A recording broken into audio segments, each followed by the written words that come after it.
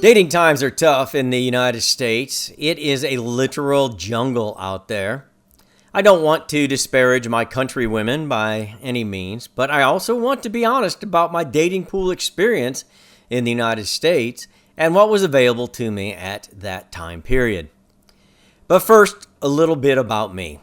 At the time of the start of this story, I was 55 years old, employed, father of one 20-something-year-old who had a job and was in college. My time was mostly taken up by my teaching job, which has fantastic hours, and then coming home to research how I wanted to start preparing for my retirement. I dated here and there, but was finding my dating pool to be very shallow. I'm a regular-looking guy.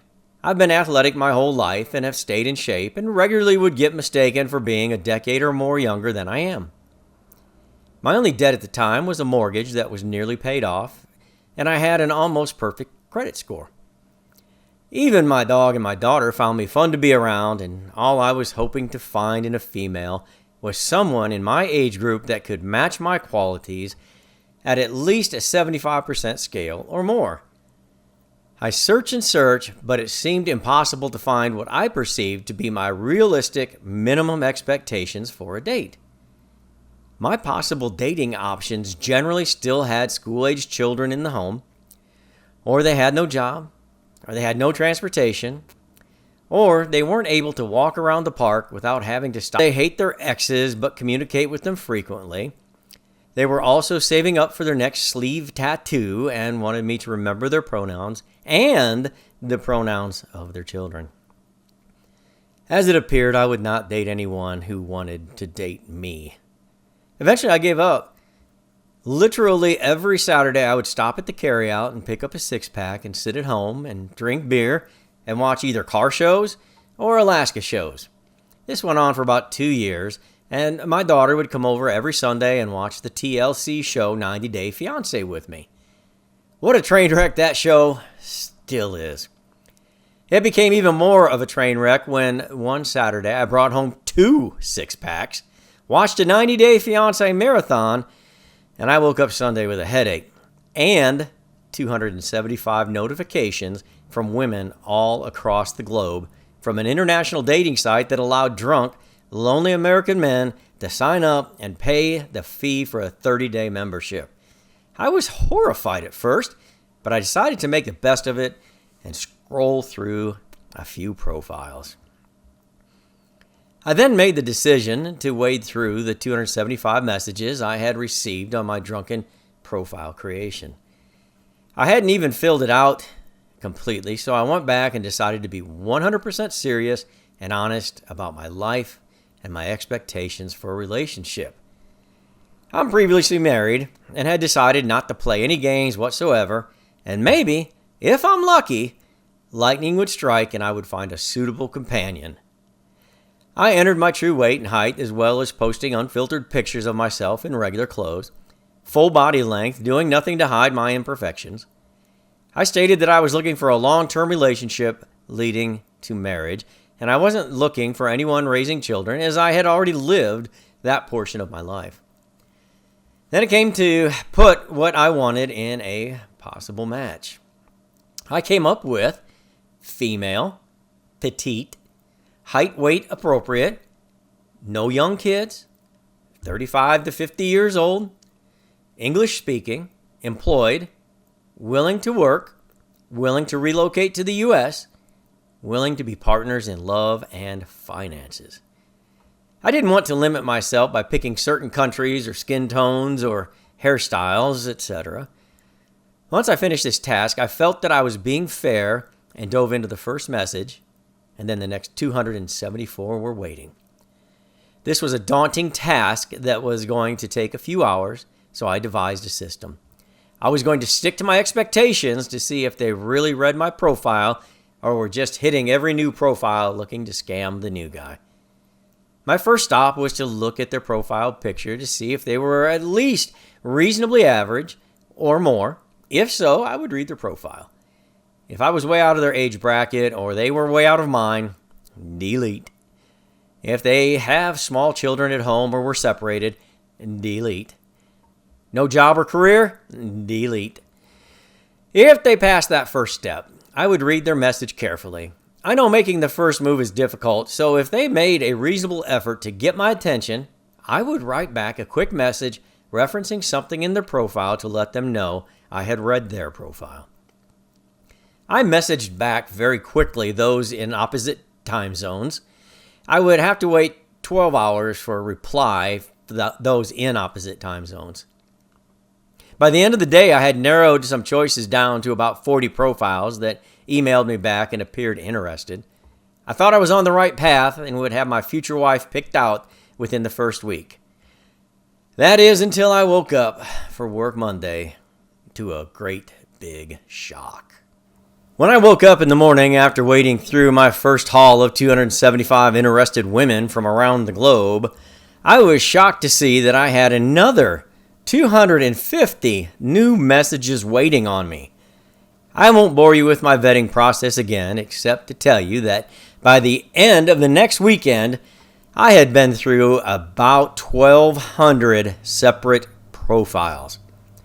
Throughout the course of the week, I had those 1,200 narrowed down to about 200 that I had messaged several times, but occasionally another 4 or 5 messages would roll in and I would look at them. I was spending about 3 hours a day looking at profiles and responding to messages. I felt like I had just started a new part-time job with all the hours it took to make a legitimate run at a relationship. I had started this process at the very beginning of August, and by the first week of my 4-week $30 membership, I had approximately 200 reasonably attractive women and what I thought might be good matches for me. One thing to clear up. The reason I paid for a membership, besides the fact I was making decisions fueled by alcohol, is that you can get messages from all women on the site for free, but you can't message them back without a membership. Another week went by and some women found their way out for whatever reason. Maybe they found a better looking guy or a guy closer to their country, or they lied on their profile so they didn't want to have to explain themselves, and I also found my way out from several message pals for various reasons as well. So by the end of week 2, I really narrowed it down to about 40 women that I wanted to dig a little deeper with. And so I would send them a recent photo of myself out hiking or at work, and I would ask them for the same. About half of them obliged, and the other half were probably using fake profile pictures, so they found their way out. Going into week 3, I had realized that I had messaged women from about 10 to 15 different countries, but there was starting to be a trend. I was spending the majority of my time and energy on maybe 2 prospects from Russia or Ukraine, a few from Thailand, and then the rest from the Philippines. I had never even considered any of these countries, as I have only traveled to most of our 50 United States, Canada, Mexico, and the Bahamas, but never to a different hemisphere. So I had no frame of reference to the Philippines, nor do I ever think I've seen a Filipina in person. So week 3 found me wanting to take the next logical step and FaceTime with the final 20 women who were still interested. I reached out to each one individually to set up an appointment to FaceTime 9 of them. Admitted they couldn't speak English and were using a translator app. The other 10 or so said yes to a video chat. I had my work cut out for me because we were in week 3 of a 4-week Find a Relationship challenge. I had never made a video call in my life, but I pulled out my iPhone and made contact with my first prospect. To say it was awkward would be an understatement. As I related to you in episode 2, I was making a big move to finally have some FaceTime to FaceTime interaction with some of the finalists from my worldwide dating search, which really was just becoming a search of the Philippines. So to prepare for these one-on-one discussions with mainly Filipinas, I jumped on YouTube and searched dating in the Philippines. I began watching every video that seemed reasonable to a guy that had no clue about the Filipino culture or way of life. I expected it to be more like an Asian Canada than an Asian Mexico, which were my only two frames of international reference.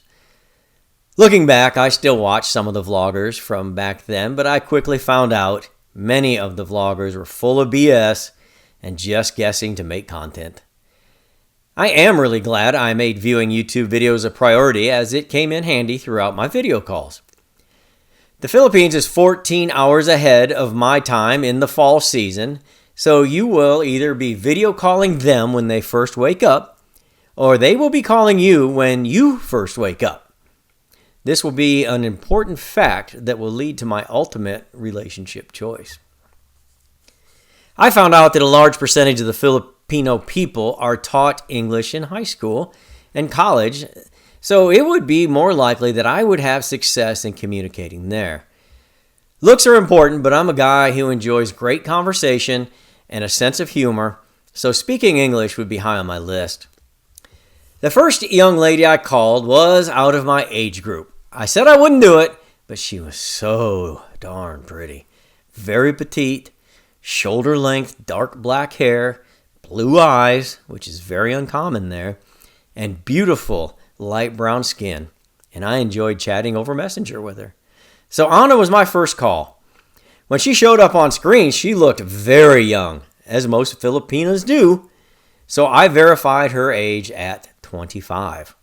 As I learned from my research on YouTube, she was strikingly pretty and very shy. She spoke enough English to make it interesting. We chatted for about 10 minutes, and I couldn't wait to talk to her again. I repeated this video calling circle every morning and every evening of week 3 with all of the remaining contenders from the dating site, but my mind was mostly on Anna. Anna was a housekeeper for a wealthy family, 6 days a week, making $5 a day. She said she lived with her friend in a very small house, which was later revealed to be more of a shack. I didn't care. She had me with her cute smile and shy demeanor, and we talked twice a day into week 4. At the beginning of week 4, I felt we had a real connection, and Anna confessed that she really liked me, but had to tell me the truth. My name Anna. I live in General Trios, Cavite in my friend's small house. I work every day but not Sunday because of church. I am family maid. Every day I clean, do laundry by hand and cook for rich family in city. I am away from my house 6 a.m. to 7 p.m. I paid 250 peso day. I am 25 years and I had 2 Filipino boyfriend who cheat me, and I want to find older foreign who will have good mind and good income to help me. If I am lucky to marry and leave my bad situation here. I doing like my friend and join the app to search a foreign. I chat men, but I work too much, so not easy. I see a older foreign on app and send chat and we talk so much. He is very kind when he talk. He never ask for no clothes pictures. I think I really like him, and for weeks I tell him. His name is Rob from United States. I know foreign from America are all rich, so I feel good he chat me. He say I am very pretty and sweet. My mind start to feel hurt because I hold secret from him. I must tell him my secret. What could she tell me that could possibly dissuade me from this beautiful, kind-hearted young lady was beyond me, until she turned her camera around to show me her 2-year-old daughter and newborn baby. I was sad. I wished her well and told her that I wasn't in that place in my life anymore and didn't want to lead her on any further. She understood, and we never video chatted again. So now in week 4, I'm down to 3 prospects to continue on with until my membership runs out on the 31st. So I make my video call to Samantha to see if she is the one. As I said at the end of episode 3, I reluctantly moved on from Anna and her 2 small children and was getting ready to continue video chatting with Samantha. Samantha was 30 years old, and if you are familiar with the Filipino culture, a 30-year-old woman is pretty unwanted and considered an old maid. Samantha was pretty good at English and had a good sense of humor and laughed a lot. Her personality was infectious, and she was easy on the eyes. She was petite, had waist-length straight black hair that shimmered in the sunlight, and had the same smooth light brown skin as many in her country did. I always had trouble ending the video call with her as she was so engaging. She said she had a medical issue when she was young that prevented her from having children, so I felt I was in the clear on that issue. Samantha would call me when she was out at the local bar/restaurant in her small town that had live music or karaoke, and she was out with her whole family. She would talk to me and then go off to the dance floor and dance with her sisters or sing karaoke while leaving the video chat on for me to watch her. It was fun to see what her life was like in her small town. As much as I liked talking to her, I still had 2 more Filipinas to chat with regularly and get to know via video chat, but Samantha was the clear number 1. After I would hang up with Samantha, I would call Lovey. That is her real given name. Lovey lived in the province. Lovey was 29 years old and had wavy, dyed brown shoulder-length hair, big brown eyes, full lips, and a well-endowed chest that you wouldn't normally expect on such a petite woman. We were chatting regularly, but sometimes her phone would mess up and she would only be able to message and sometimes be able to send pictures. I understood because phones are a huge expense there, and they tended to keep their phones longer than their useful electronic life cycle. I continued to chat regularly with Samantha and Lovey nearly every day and every night, and occasionally someone from the dating site would pop in and video chat with me for a few days. My usual routine consisted of a video chat with Samantha at 6 p.m. my time, and then she would be off to work at 6:45, which would be 8:45 a.m. her time. I would then video chat Lovey at 7 p.m. or message her if her phone wasn't working, and then she would be off to work around 7:30.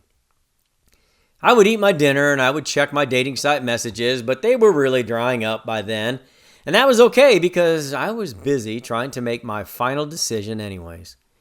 My August 31st paid subscription was nearly expired, as it was August 29th, and I was checking my messages and only had one new message. Both Samantha and Lovey were not available to chat, so I opened the message. It was just a simple, "Hi." Not much effort from this contestant. But being true to my system and a little boredom, I read the profile. 36 years old. Bingo. 4 feet 11 inches tall. Bingo. Teacher for 14 years. Bingo. Master's degree. Bingo. Owns a small house. Bingo. No children? Jackpot. I could not believe my good fortune. But then I looked at her pictures. Last time I told you that I had found the holy grail of Filipina dating site profiles. That is, until I saw her pictures. She had several pictures to view. They were very odd in that something didn't add up. Some pictures were pictures of pictures. Some she looked at a different weight than others. In some, her face looked weird at a certain angle.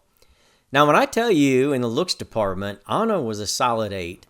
Samantha was also an 8. And good old Lovey was an 8.5. I'm dead serious because this new woman with the great profile was a 5, if I'm to be kind. I was running out of paid days on the site, and it was getting late, so I felt a strong push from reading her profile to answer back. I could see she was online, and egotistically, I felt like she would respond immediately to this great catch that was me. And I felt like chatting, so I shot her back a message and said, "Hello, I see you are a teacher. So am I. What grade do you teach?" I sat there expectantly waiting on her immediate reply and for her to shower me with compliments and tell me how she had been waiting her whole life for someone like me to sweep her off her feet. But 30 minutes later, nothing. An hour later, nothing. 2 hours later in bedtime, nothing. Oh well, I thought, it's her loss. I woke up the next morning expecting a 5-paragraph essay from the teacher entitled, "How Do I Love Thee? Let Me Count the Ways." My inbox was empty except for the random 63-year-old widow with a hockey smile looking for love and a cute girl promising me naked pictures if I would just send her $20 US via Western Union. I passed on both opportunities. Man, how could I have been so drawn to this teacher's profile and then be so rudely ignored with just 36 hours left in my paid membership? I moved on to my usual chatting with Samantha and Lovey, and I was having a great time chatting, knowing I would soon get to make a decision. In my past dalliances, I had dated 2 women at the same time more than once when I was young and handsome, but that turned out to be nothing more but being secretive and looking over your shoulder, constantly trying not to get caught. So I knew that for me to be all in, I would soon have to make a real choice. Knowing that this paid subscription would be over sooner than later, I invited both Samantha and Lovey over to my Facebook page so I could continue chatting on Messenger for free. They both made their way over before the 0-hour paid deadline expired. As I normally did, I went to work, and when I had a chance to check my messages, I did, and once again, it was another really old Filipina wearing a too small Chanel t-shirt and trying to look sexy, and a ladyboy wondering if I was curious to look under her black evening gown. I declined both offers and was disappointed that teacher lady still shunned my advances, but I just had to know, so I sent her a message that I was out of time on the site, and if she wanted to talk to me, she would be forced to come to Facebook, and I gave her my profile name. August 31st came and went, and I was now chatting Samantha and Lovey on Messenger chat, but teacher lady had not left a message on the dating site as my $30 paid profile came to a close. But all was not lost. Samantha had just had a professional-looking photo shoot done the previous week, and now she had the digital proofs back. Your typical nice clothes on, flattering poses, showing off her attributes and hiding her imperfections. The photographer pushed her to a solid 9 in the photo world, but then she sent me a single photo separately and asked me the question, am I ugly? The picture had soft sunlight in the background that flooded everything around her. She was sitting cross-legged in a park on well-manicured grass, looking up at the camera with her lips seductively painted red and a beautiful straight hair behind one ear and the rest cascading over her far shoulder, forming a shimmering black wall from her chin to her lap.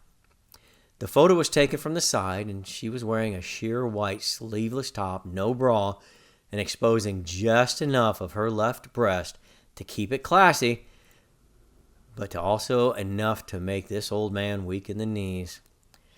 I think I had all the information I needed right then to make my decision and contemplate a marriage proposal.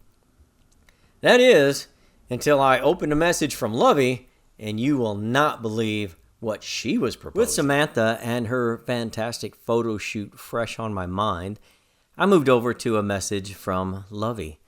Lovey said that her phone was on its last legs, and she seemed to be only getting some of my messages, and she didn't have video chatting anymore because the camera wouldn't engage. So if she doesn't respond, don't be mad, because it is her out-of-date phone's fault, not hers. She wanted to keep on messaging longer that day because it might be the last time she can communicate with me before the phone completely went out. We messaged for about an hour longer than usual, and the service was intermittent until she sent a photo and said, "Please look at this." I could read the writing, but the photo came through blank. I messaged her that I couldn't see the photo, but she didn't reply. I waited 10 minutes and said, "Hello," but no response. I felt a little helpless and started to miss her within the hour, but there was nothing I could do. I woke up the next morning and quickly checked to see if Lovey's picture had come through, but no luck and no new message from her. So I chatted up the beautiful Samantha and had a great discussion with her about her pictures and that someday I would like to visit the Philippines and maybe meet her. She thought that was a grand idea and was so happy that she sent me 2 more classy semi-provocative photos from her tasteful photo shoot.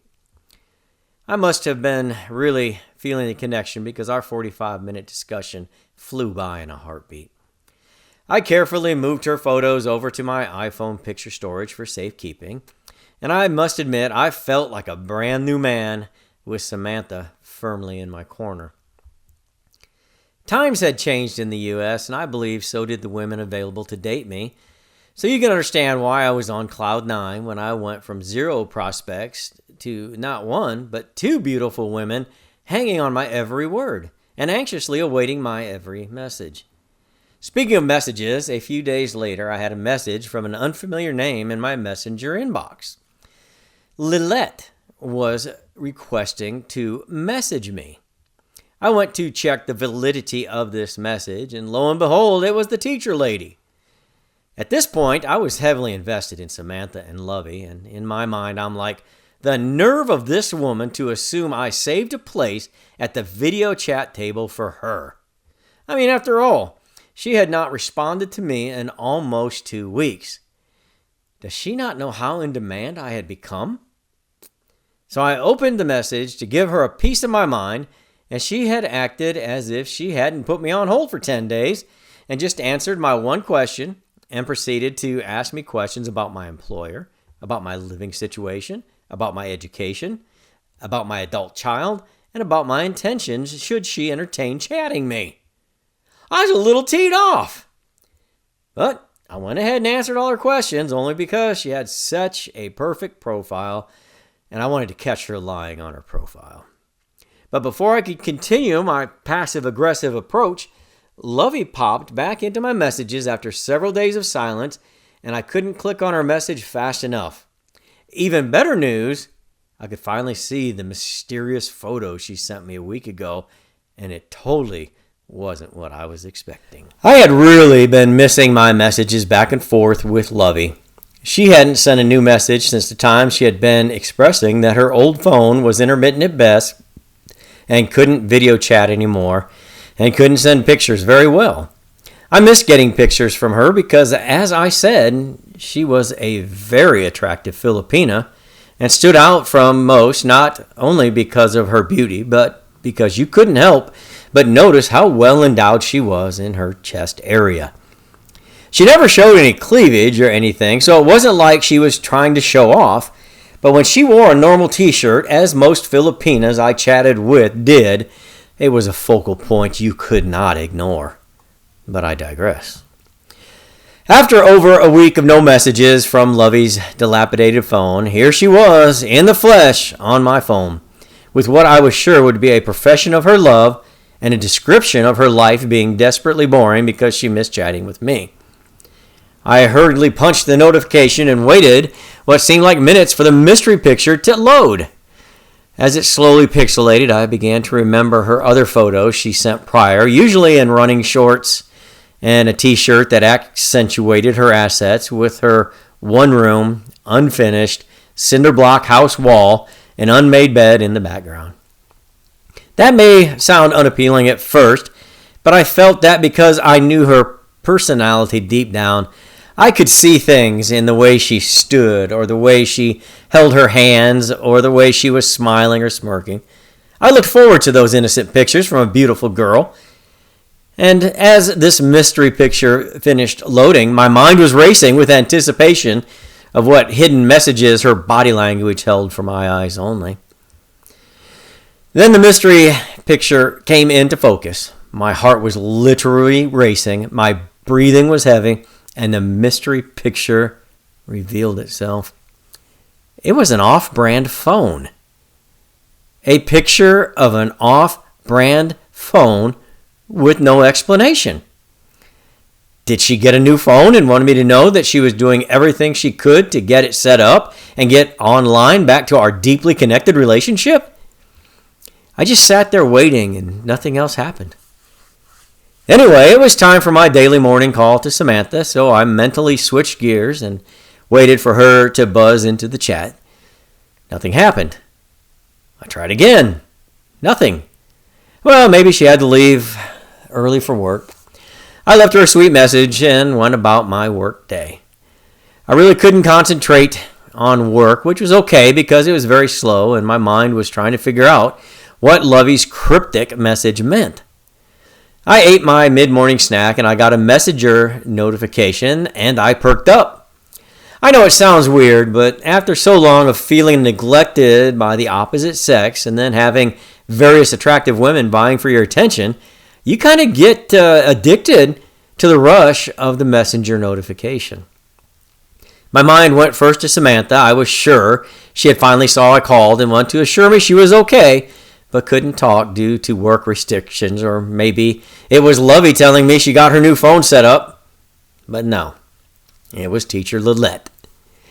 I reluctantly opened the message and she was almost businesslike, commenting on each answer to her earlier interrogation and then giving me some impertinent details that coincided with my answers and to her life as well. No smirky body language photo, no classy, racy glamour shot, just the facts, ma'am.